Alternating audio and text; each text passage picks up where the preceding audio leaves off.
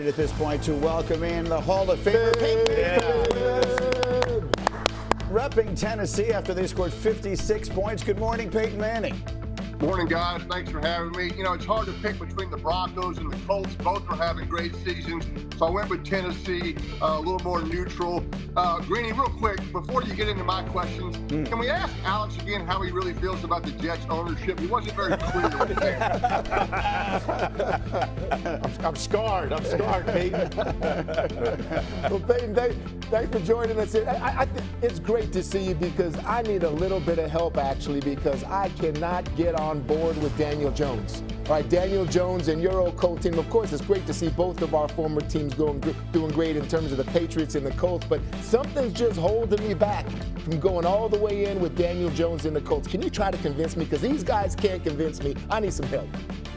Well, Teddy, listen, I think Shane Steichen is an outstanding play caller, always has been, and now Daniel Jones is executing his offense.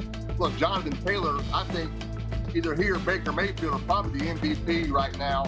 And I think with Daniel and Jonathan kind of doing their thing, I like the way the Colts are playing. So, look, I'm proud of Daniel. You know, obviously things didn't work out in New York. I love to see these quarterbacks in their second chapter, a la Darnold, a la Baker, a la Daniel. So I'm all on board with the Colts. And look, it's hard to get these Patriots to like the Colts. I get it, Teddy, but jump on board, baby. There's room. Hey, Peyton, thanks again for joining us. I wanted to ask you about the game tonight, you know, with Aaron Rodgers going against his longtime former team, the Green Bay Packers. You have such a unique perspective on this, obviously going against the Colts at the end of your career. Can you tell us what this week's been like for Aaron? What are some of the things he's going to be dealing with tonight? What was that experience like for you? Yeah, you can tell it's been an emotional week already, Alex. And look, Alex, me, you, Randy, Rex, we know what it's like to play for multiple teams. We can't all play for the same team like Teddy, right? Teddy has an office there. He has his own locker there. This is real football. Look, Aaron is lucky the game is not in Green Bay. That's the tough one, as you know, Alex. Going back, seeing the stadium, being in the visitors' locker room. The fact that it's in Pittsburgh is a blessing for Aaron. But I loved his comments during the week that he is at peace with his time in Green Bay. He wants to retire there.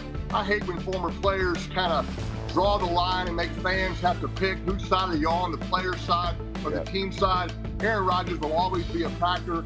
I'm glad he's having a great year in Pittsburgh. It'll be an emotional game for him, pregame, shaking hands with the equipment manager, seeing his old video director. But once the game starts, he can go out there and play. But he's lucky the game's in Pittsburgh for sure. Aaron Rodgers trying to do something that, Peyton Manning, you are one of very few people ever to do, and that is to be a Hall of Famer to win the Super Bowl in his final game. In fact, it does bring up a very fun little trivia question. Do you know who was the starting quarterback in the last game that Peyton Manning lost in his career? The last starting quarterback to beat Peyton Manning in his NFL career. I've got a little video clue for everybody. Jay, roll that for us, if you will, please. The last quarterback to beat Peyton Manning in a game was Alex. Alex? I remember it well because it didn't really happen often, man. I got my butt kicked by Peyton so many times. But nice to get at least one. He did go on to win the Super Bowl this year, though. So, Peyton, your recollections? Yeah, I think I threw 4 interceptions in that game, so I'm sure I helped beat myself that game, Alex, if you recall. But, always fun competing against I played against Alex in his first start in San Francisco. I threw 4 picks in that. I threw 4 interceptions in that one. Yeah. You know, Peyton, since we sit here talking about former team, I want to talk about, you know, your former team, the Denver Broncos, and this defense. You know, having a guy like Reggie Wayne, having a guy like Marvin Harrison, you guys never shied away from any type of cornerback. Now, today, Broncos going against the Dallas Cowboys. People are talking about George Pickens and CeeDee Lamb going against the reigning Defensive Player of the Year. Take me through the mindset of the quarterback. Peyton, I'm going to put you into the game now. You're going to throw to those 2 wide receivers. Are you shying away from Pat Surtain? Are you shying away from him? Randy, you know, when you have belief in your receivers, when we had Marvin, we had Reggie, when we had Demarius and Emmanuel, we were going to try to go at their best corner, but you knew you had to throw perfect passes, you had to run perfect routes, and you sort of tried to rise up to the challenge. So I think that's what Dak and CeeDee and George are going to try to do today. You can't throw away from Surtain the whole game, but when you throw at him, you can't miss. You can't throw an out route to the inside, Randy, because you know it's going the other way. So Dak's having an awesome year. He believes in his receivers. You got to be smart about what routes you throw at Surtain. There's certain things I probably wouldn't throw, but you can't just cut down one side of the field as well. That's too much of an advantage for the Broncos defense. It's going to be a really good matchup today in Denver. All right, Peyton, I have one for you. Speaking of elite receivers, just A.J. Brown, that situation in Philadelphia, I don't know if you've ever had a situation like that where a guy seems to be a little disgruntled, a superstar receiver. I know the answer because, of course, you have. Elite receivers are always like that. How did you handle that situation? Yeah, I hate what's going on there in Philly. It's not fun to watch. People always ask me, hey, how come Marvin Harrison never complained about not getting the ball? Because I always threw him the ball, Rex. That's not, right? Let's not even cross that bridge. I hated the fact that A.J. Brown doesn't seem happy, and they're winning football games. I would tell A.J., the grass isn't always greener on the other side. There are certain teams, if he wanted to go play for right now, I can promise you he would not be happy there. The Eagles are 5-2. They won the Super Bowl last year. There's big games for him coming. There's only one ball, Rex. Yep. You can only throw it to one guy on each play. He's not going to have 10 catches for 160 every single week. But if he just stays in there, I can promise you good things are coming. Hopefully he and Jalen can get on the same page. They're too good of a combination. I understand that he's frustrated at times, but I can think of a team that y'all were just addressing earlier in this program. If he wants to go play for them right now and be defeated so far, it's probably not much fun right there in New York. Yeah. Good point. Great point.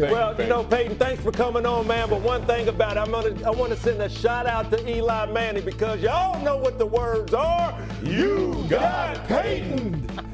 Thanks, my man. Thanks for coming on, Peyton. Thank you.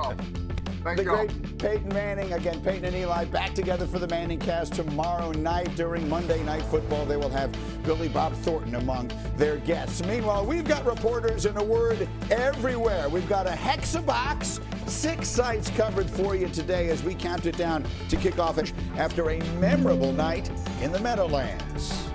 And that brings us to Facts and Film with our research producer extraordinaire, Evan Kaplan. And so, Cap, this is a team that won the Super Bowl last year with an offense built around the running back, one of the great seasons we've ever seen. This year, it's been vastly different. It's built around the quarterback. It really has been. Jalen Hurts, one of the best games in his entire career last week against the Vikings. 3 touchdown passes, no interception, but he's been doing this all season. I'm not sure it's talked about with these numbers enough. 11 touchdown passes, 1 interception. That is the best ratio in the entire NFL among QBs to start every one of their games. He is completing just under 70% of his passes. That is 5th in the league.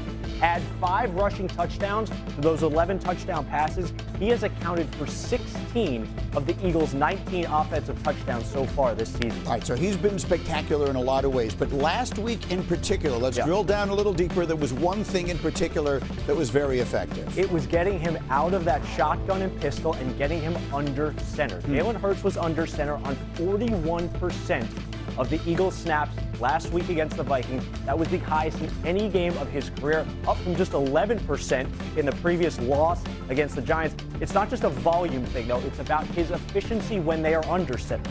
He is completing 80% of his passes when the Eagles are under center this season. That is 2nd in the entire NFL. And remember today, starting center Cam Jurgens out for the Eagles. Could see Hurts under center even more in that second game against the Giants. All right, we'll see. So again, the play action, something all the quarterbacks on our shows have been screaming for. Cap, well done. That's what the numbers look like. Let's take a look at the pictures here. Alex Smith again, under center, losing that play action, obviously very effective. Yeah, Cap's exactly right. And listen, we're not the only ones that see us. They're even talking about it in the building. Just take a listen to what their left tackle, Jordan Mailata, had to say about it. We had a lot of runs out of under center. We had a lot of passes out of under center. Play actions off of that. And what that does is it keeps the defense guessing. And so it was kind of, the ball was in our court. The ball's in our court. What's the big Aussie talking about? It's right here. Again, 6 offensive linemen in the game. You see him under center, hard run action. And what does this do? I want you to look at the defensive level. Look at everybody staring in the backfield, trying to diagnose, is it run or pass? Big lane opens up on the left side. We're still in our back pedal back here. Oh, by the way, we got double pancake, Teddy. I know you like that. And again, safety making the tackle at 15 yards deep, right? Having trouble. You know the big fella loves this, right? Getting downhill, picking up our running back for a big gain. Here later in the game, again, 6-0 linemen again. It is going to look identical. You see the Vikings trying to stop the run. They drop their safety in the box. But again, here's the run action. Everything looks the same. Look at all the eyeballs trying to diagnose what's going on. What does that do? Boy, it leaves us great free access for our stud receiver, Devontae Smith on the outside. Full head of steam. You're going to see Minnesota Vikings. They're in a 2 invert again with the safety drop down. A lot of green grass. And then this is what you get. Devontae Smith put the DB in a spin cycle, Teddy, and we're leaving him. And a lot of this coming from the free access that he got because they're trying to stop the run with him under center. And then all gas here, leaving everybody in the dust as we're walking into the end zone for a huge play in this game. And again, Jalen Hurts was perfect last week. It's not ironic that it was the most snaps under center. And again, with A.J. Brown out, I actually look for even more of this today to try to keep this Giants defense on their heels. All right, so that's something to watch for in that game today. Let's stay in the division. Dallas, they've been very shaky on the road. They've been terrific at home. They've really struggled on the road, and today they go up against a very dangerous Denver D. Yeah, Denver defense that has great players and has great scheme. I'm going to show you examples of both because Dak Prescott is going to be in trouble. So this is the scheme. We've all seen this before. Even the numbers, the 7, the 6 blockers. You see at the line of scrimmage, you got 3 of them dropping out. So it's only 4 rushers, but it's who those 4 rushers are. Nick Bonito, speed, okay, on the edge, beats your offensive tackle, gets a piece of the quarterback. Zach Allen, right? Bam! Get meat on your quarterback there. There's the second one you got to worry about. Then Coop comes up and he gets a little piece of your quarterback also. Those 3 rushers are such a problem. Once again, there's the look. Looks like you got it blocked up, but you gotta block them, okay? 49, Singleton, here he comes, Scatterboo. Not ready for this one. On your back, ends up using his leg, gets a little bit of Jaxson dart. Stranad with the interception, and of course, the historic comeback led by the Denver Broncos defense. Those are the special players, okay? Now let me show you the scheme that I'm talking about where you get these free runners because we love this defensively. There we are, all at the line of scrimmage against the Colts. Where is he? There he is right there. There's the free runner. You're all worried about everyone else. Daniel Jones doesn't see the free runner coming. Bam, we get a sack on Daniel Jones. Again, another look. Let's try the edges over here, okay? We got him coming this way, different perspective, going towards the offense here, 7 up. Looks like they've got them all blocked up. But now we've got 4 dropping out, but we've got DBs coming on the edge. Hufanga is coming off the edge over here. Another defensive back, free runner. Free runners coming here, and when you get to the quarterback on free runners, you know it's the scheme, you know it's the call, you know it's your defensive coordinator. You point at your coach and say, good call, coach. That sack is on you. 32 times there have been free runners the Denver defense, the Broncos defense has created. Vance Joseph, defensive coordinator, getting it done. Look how I don't know how you do that. Teddy gets I'm here. I'm there. That's how he feels. I'm back. Imagine what it's like for Dak this afternoon in the altitude.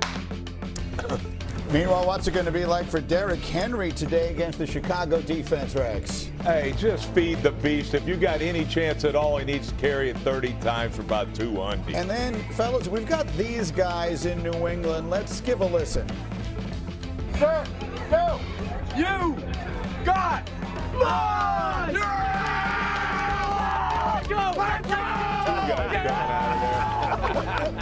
Coming out the toilet. We're coming out of the urinals, but I'm coming out the toilet where you got Moss is on its way. Guys, look behind you. Look who's coming out the next. sheriff. Hey, just got out the toilet too. No, Tennessee scored 56 yesterday. He'll join us live next.